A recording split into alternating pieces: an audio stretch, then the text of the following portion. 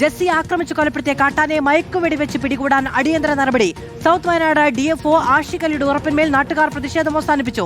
ജെസ്സിയുടെ കുടുംബത്തിനുള്ള ധനസഹായം 25 ലക്ഷം രൂപയാക്കി ഉയർത്താൻ സർക്കാരിനോട് ശുപാർശ ചെയ്യുമെന്ന് DFO ആഷിഖലി പറഞ്ഞു. DFO വാക്കുപാലിച്ചില്ലെങ്കിൽ കൽപ്പറ്റ DFO ഓഫീസ് തുറക്കാൻ സമ്മതിക്കില്ല എന്ന് നാട്ടുകാരും വ്യക്തമാക്കി. ഒന്നാമത്തെ ആവശ്യം നിങ്ങൾ പറഞ്ഞത് ആനയെ പിടിച്ചു മാറ്റണം, മയക്കുവെടി വെച്ച് പിടിച്ചു മാറ്റണമാണ്. അത് നമ്മൾ ഉടനെ ഇന്ന് തന്നെ ആരംഭിക്കുന്നതാണ് നടപടികൾ.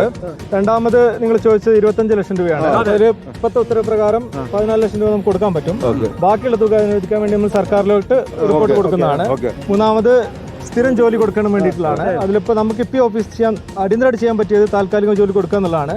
സ്ഥിരം ഉൾപ്പെടുത്താൻ വേണ്ടിയിട്ട് നമ്മൾ സർക്കാരിലോട്ട് റിപ്പോർട്ട് കൊടുക്കുന്നതാണ്. കാട് വെട്ടം മാത്രമല്ല, ലൈറ്റ് സ്ഥാപിക്കും.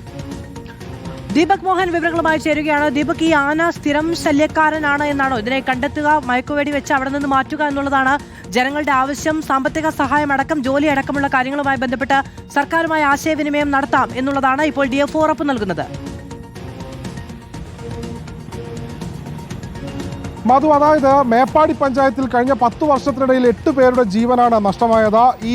അതായത് ഇന്ന് കാട്ടാനയുടെ ആക്രമണം ഉണ്ടായ സ്ഥലത്തിന് സമീപ പ്രദേശങ്ങളായ കടൂര്, എളമ്പിലേരി തുടങ്ങിയ മേഖലകളിലൊക്കെ തന്നെ കാട്ടാനയുടെ ആക്രമണത്തിൽ ആളുകളുടെ ജീവൻ നഷ്ടമായിട്ടുണ്ട്. പക്ഷേ ആ മേഖലയിൽ, അതായത് ജെസ്സിയെ കാട്ടാന ആക്രമിച്ച സ്ഥലത്ത് കാട്ടാനയുടെ ശല്യമില്ലാത്ത സ്ഥലമാണ് എന്നാണ് വനം വകുപ്പ് പറയുന്നത്. അതോടൊപ്പം വനം വകുപ്പിൻ്റെ ആ മേഖലയിലൊക്കെ തന്നെ ഫെൻസിങ്ങിൻ്റെ നിർമ്മാണ പ്രവർത്തികളൊന്നും പൂർത്തിയാക്കാത്തതാണ്, അല്ലെങ്കിൽ ഫെൻസിംഗ് നിർമ്മാണത്തിൽ അപാകതകളാണ് ഇത്തരത്തിൽ കാട്ടാനകൾ ജനവാസ മേഖലകളിൽ ഇറങ്ങാൻ കാരണമെന്നാണ് പ്രദേശവാസികളും നാട്ടുകാരും പറഞ്ഞത്.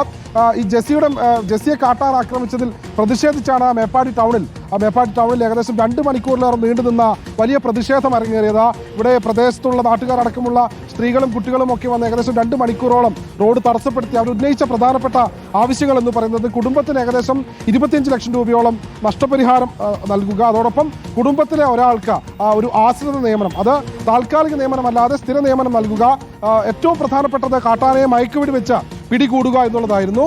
എന്നാൽ ആദ്യം DFO സൗത്ത് വയനാട് DFO ആഷിഖലി ആദ്യം പറഞ്ഞത് കാട്ടാനയെ മയക്കുവെടി വയ്ക്കാൻ ചീഫ് വൈൽഡ് ലൈഫ് വാർഡന്റെ ഉത്തരവ് വേണമെന്നായിരുന്നു. എന്നാൽ പ്രതിഷേധം കൂടുതൽ കനത്തതോടുകൂടി വനം വകുപ്പ് മന്ത്രിയുടെ ഓഫീസിൽ നിന്ന് ഇടപെടൽ വന്നു.